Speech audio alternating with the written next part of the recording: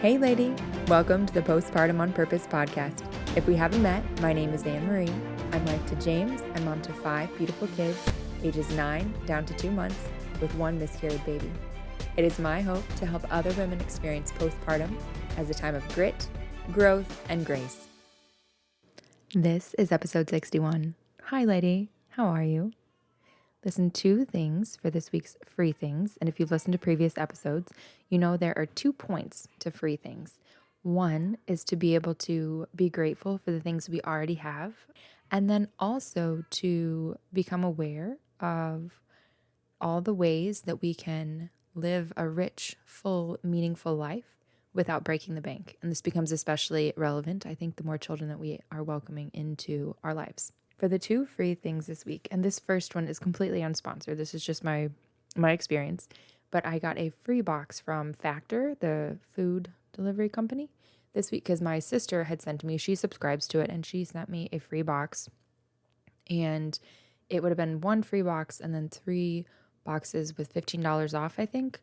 But I canceled after the first box, and I'll tell you why here in a second.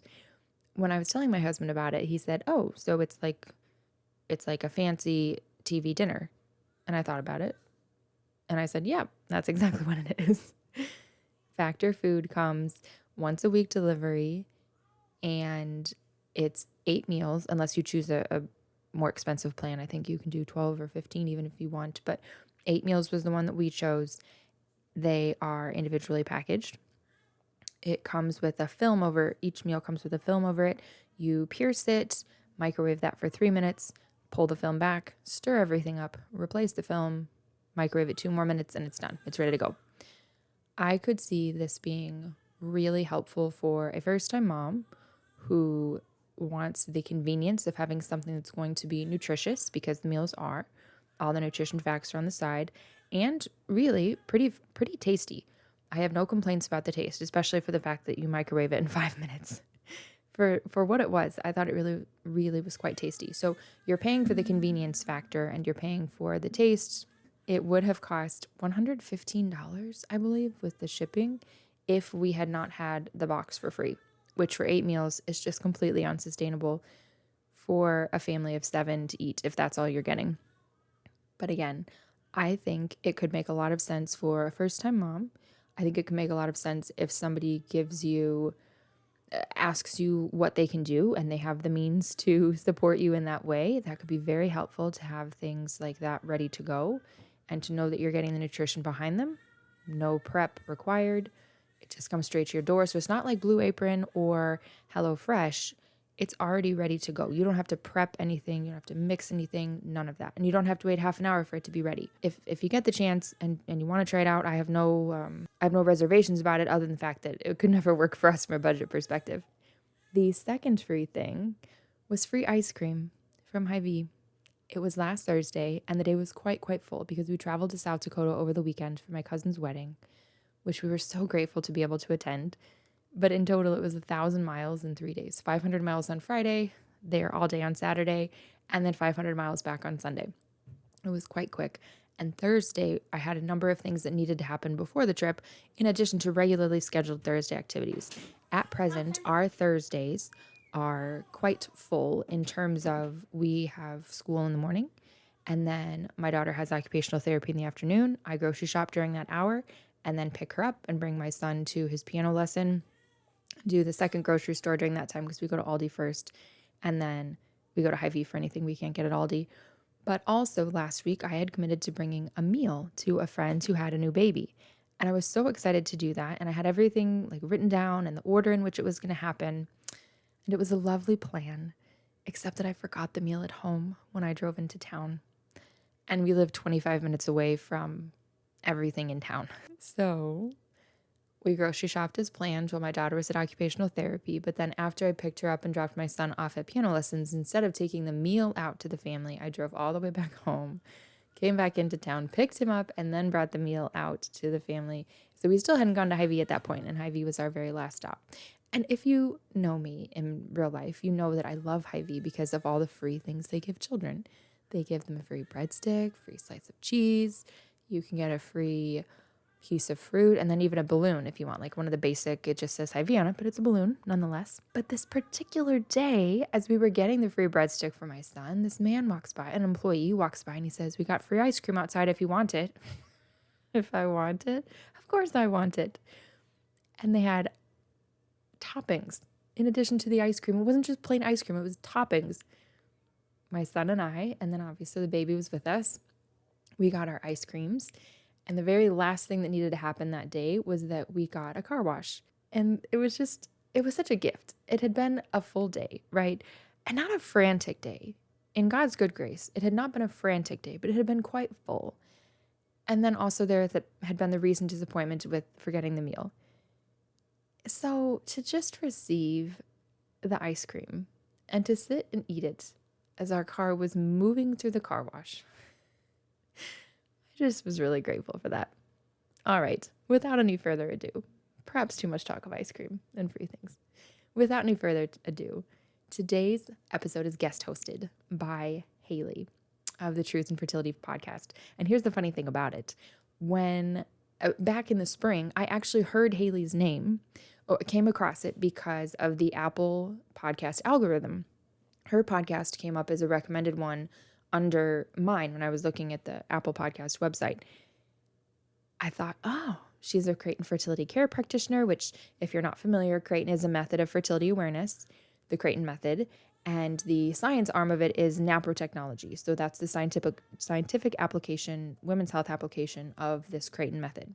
You use the data from the Creighton method, what the charts are showing, as a basis for medical exploration of any issues you might be having: PCOS, endometriosis, recurrent miscarriage, PMS, infertility.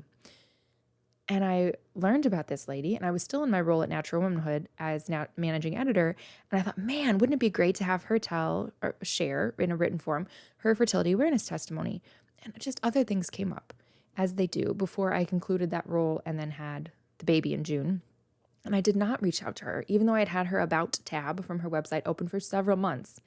And then while I was on maternity leave with my baby, I received an email from her saying, hey, would you be interested in being a guest for an interview on the Truth and Fertility Podcast? And I said I'd be delighted. And we did that a couple weeks back, and I shared it on Instagram if you follow me there. And she also offered to share her experience, which she had shared on her own podcast recently, with postpartum depression. This is what I really like about this podcast, the one that I'm doing.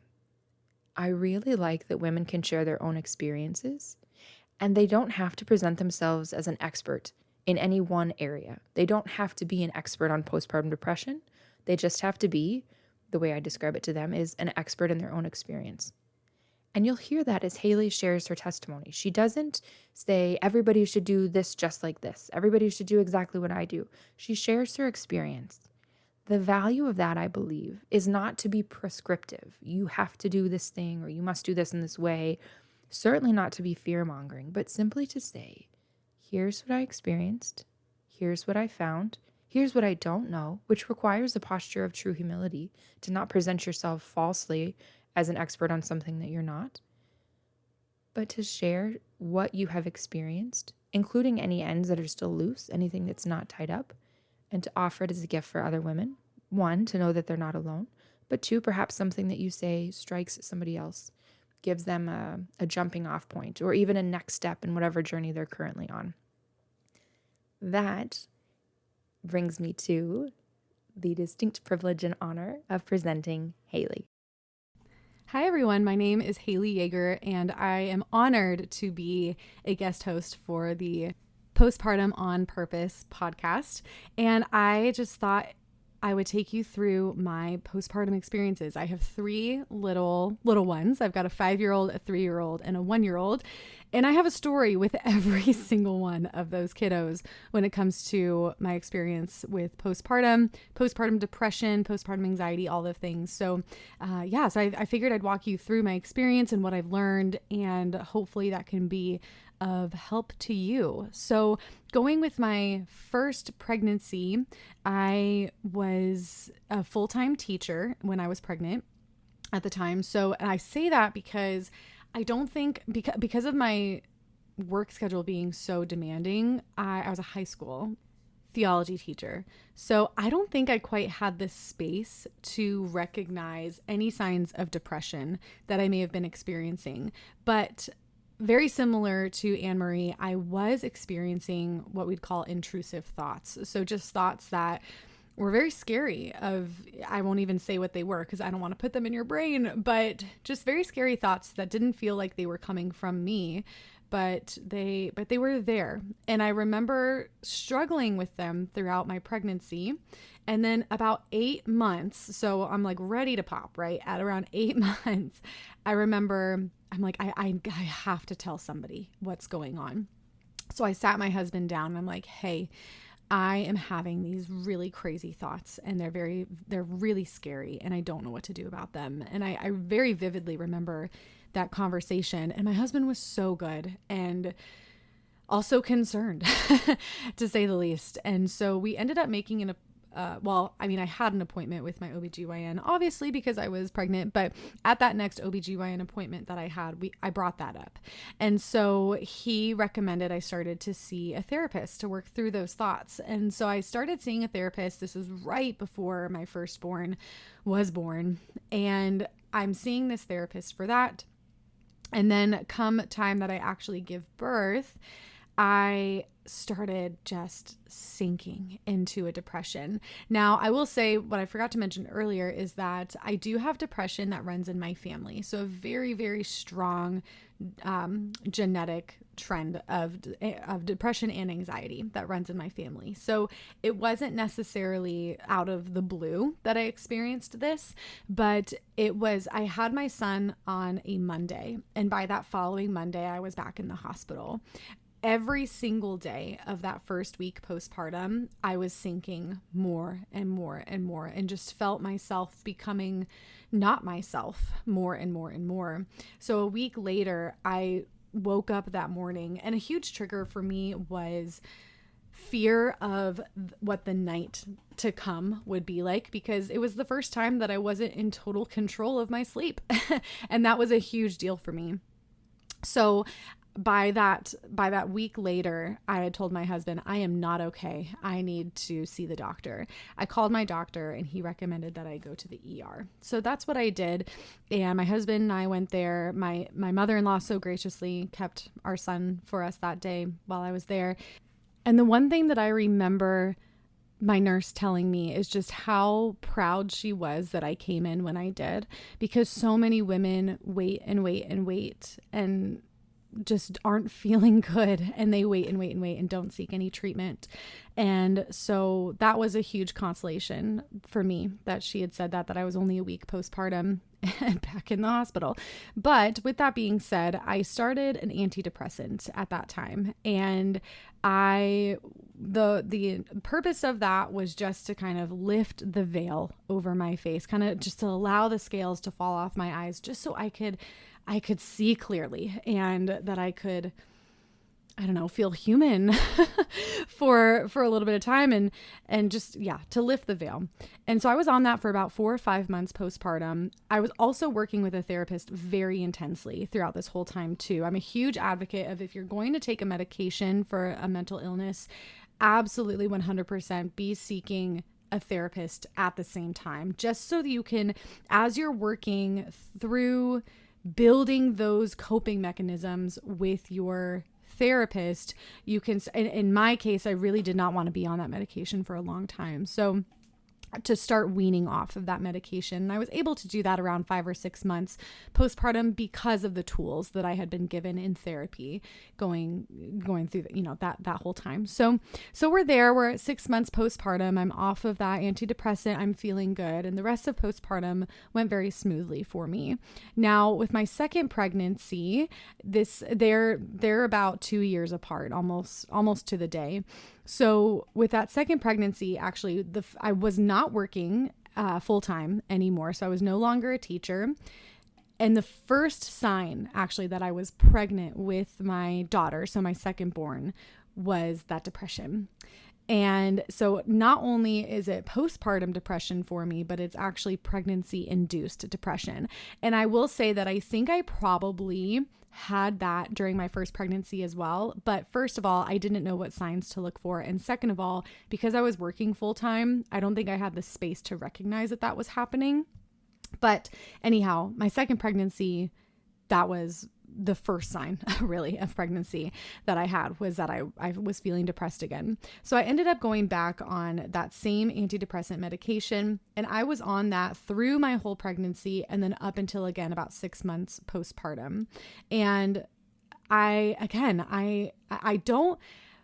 recognize that people do need to be on antidepressants long-term for different reasons. Absolutely. I recognize that. But for me, because of different side effects that it gave me, I really didn't want to be on it for longer than I had to. So it was really just weighing the cost of not being on the medication versus being on the medication. And for a time during that pregnancy and during that first 6 months postpartum, the obvious choice for me was to be on that medication, just to be able to be a good wife and to be a good mother and feel human.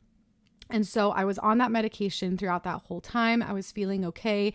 I was on a fairly high dose of it too during that pregnancy, and everything was fine. We were good to go. And 6 months later, bam, I was able to get off of it. So then my third pregnancy comes around, and between my second born and third born, there's about a 2.5 year gap. So during this third pregnancy, I get pregnant. And of course, right away, I start feeling those depression symptoms. At this point, I know my body fairly well, and I know what's happening and I know what to expect. And however, this time I really wanted to try to not be on that antidepressant. Again, just because of some side effects that I was experiencing with it that were unwanted, to say the least. So at this point, I'm seeing a different OBGYN now. I'm seeing one that specializes in NAPRO technology. So this is natural procreative technology. It's a type of women's health science that really focuses on healing the root cause of whatever symptom you're having, whether with anything reproductive. So I asked my doctor, what are some other options for me because I really want to try to not be on this antidepressant this time around. So she recommended that I start progesterone. Even though I wasn't experiencing low progesterone in my pregnancy, she said that possibly supporting the pregnancy with progesterone might actually take the edge off of the depression. And it actually did. It took the edge off I was able to be on that progesterone off of that antidepressant for about the first trimester. When I was moving into my second trimester, however, that's when the depression symptoms started to rise even more, and the progesterone just was not cutting it. So at that point, I ended up going back on that same antidepressant medication, but this time I was actually able to be on half the dose that I was on with my second born. So with my third born, I was on half the dose that I was before my second, than what I was on with my second. And that was helpful to kind of take the edge off of some of those side effects as well. So I was able to stay on half a dose, and I was on that for the rest of that pregnancy and then into postpartum. And this time I got a little cocky, you guys, and around 3 or 4 months postpartum, I really wanted to get off of this medication. So I had tried to wean myself off of it. And again, working with my therapist, I've been working with the same therapist now for this whole time. And he's been wonderful and great and just phenomenal. Highly recommend a good therapist. So I'm starting to wean off of it. And it was just too soon. And I'm only about 3 or 4 months postpartum at this time. It was also just bad timing on my part too, because I had a death in the family around the same time, and it just probably wasn't the best time for me to get off of this medication. So I was only off of it for really a few days, maybe a week, and realized quickly, okay, yeah, I need to get back on. So I got back on the medication. I waited until about 6 or 7 months postpartum, and I tried to wean off again, but it was not the same experience as it was with my other 2 babies. I kind of fell into that depression again at 6-7 months postpartum, and was really wondering like, okay, why am I having such a hard time getting off of this at this point? I also totally forgot to mention, backing up for a second, when I had my third born, when I gave birth to her, my doctor had been fully aware of the struggle with pregnancy-induced depression, postpartum depression. And so she recommended progesterone injections. Progesterone injections are a very typical treatment in the NAPRO technology world for postpartum depression. And so what that typically looks like is over the course of 10 days, you'll receive 5 injections of progesterone. So it's intramuscular, so it gets straight to the hormone to really build up that hormone quickly. And so with that, I received a round of injections. So every other day I was having injections for 10 days. So 5 total injections. And it did take the edge off a little bit, but the second I stopped the round, I didn't really notice much of a difference. Now I will say for some women, I know many women actually, that their life is changed after that first injection. Like 30 minutes afterwards, they feel like a new woman. And that's great. That just wasn't my experience. And so I took that first round, like starting the day I had my baby, and still needed the antidepressant support.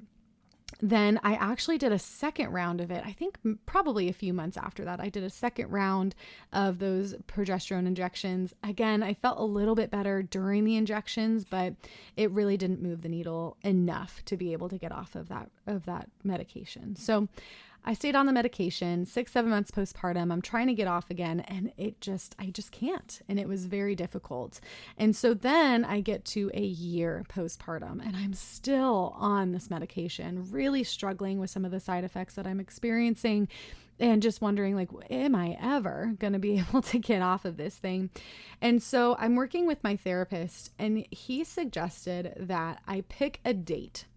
Get it on the calendar, pick a date on the calendar that you're going to decide that you're going to stop taking this medication. Pick a day where you don't have any vacations going on. You don't experience a whole lot of stuff going, like it was during the summer, right? There's not a whole lot going on during the summer, especially in the heat of Arizona.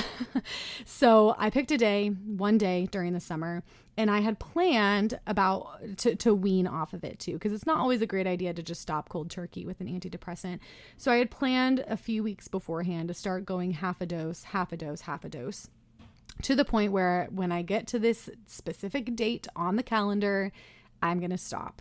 And my husband was fully aware of this plan.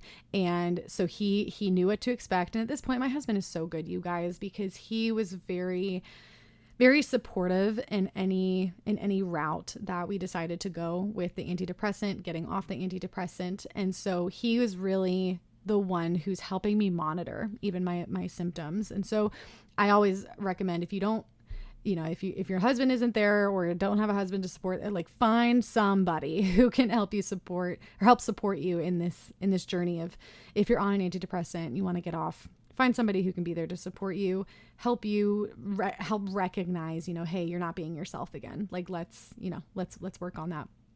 So my husband was there to really help me. So we put a date on the calendar, and this time around, I was able to get off of it. And I wish I had an explanation as to how or why, or like what the rhyme or reason was for why I could get off of it now, and not 3 months, not 6 months postpartum, but why it was a year this time around. I don't know why. And I would love to know the answer as to that. And if any of you have a hunch, let me know. But at this point, with that plan, with working intensely with my therapist, I have the tools now to manage those intrusive thoughts, to manage those depression symptoms, also a little bit of anxiety symptoms as well. I have the tools now to manage that. I have my support system. I know my body so well at this point to recognize the signs to look for, and the tools really to use when I am feeling depressive. And so that, with all that being said, I was able to get off of it, and now we're here. I'm about a little over a year postpartum now with my second daughter, my third born, and I've been feeling great. I've been feeling really good. So moving forward, I would say my plan would be to, again, just as I did with my third pregnancy, to really try to stay off of that antidepressant as much as I can. And also to recognize like it's not evil. It's not bad. It's a good tool for a season when I need help being human, when I need help being a good wife, when I need help being a good mother. I think it's a very good tool, but it, because of those side effects or whatever reasons why you might not want to be on that, which are completely understandable, I think it's also good to seek a plan to get off. And so that was what was helpful for me, was to find that plan, to put it on the calendar, to know what to expect. So moving forward, I really hope that, best case scenario, I don't have to be on it, but at this point, I'm kind of expecting I probably will have to get on it again in the future with any future pregnancies, God willing, but trying to stave off of it for as long as I can and using progesterone as that tool. And now too, just knowing so much more about how my body reacts to things, just knowing my body better. And that's also, that kind of segues into this idea of why it's so important to know your body and know your cycle and know your fertility. Because not only are you more empowered with that information, and you can have better judgment when it comes to decisions that you need to make with your fertility, with your reproductive system, any health issues that you're experiencing there. But it also just helps you be more in tune with your body, to recognize any unwanted symptoms that you're experiencing, to find a good doctor that's going to give you good treatment plans for that, a good diagnosis and a good treatment plans for those things, and to move forward there. So I actually am a Creighton instructor for the Creighton method of natural family planning or fertility charting. And it is mainly because of this journey. I also have another journey just with healing my fertility, which I also have a podcast called the Truth Fertility Podcast. And that's where I have that whole story there, and along with a lot of other interviews and with people that are much smarter than me that talk a lot about their fields. And so I love talking about this topic of postpartum, the topic of fertility, the topic of fertility charting. This is my jam. And I love teaching people about this and talking with people about it, and really helping women be more empowered with that information that they're being given, the truth about their fertility. So you can find that at truthandfertility.com or the Truth and Fertility Podcast. Again, my name is Haley Yeager, and Anne-Marie, thank you so much for letting me share my story on your podcast. This has been such a blessing, and thank you all for listening.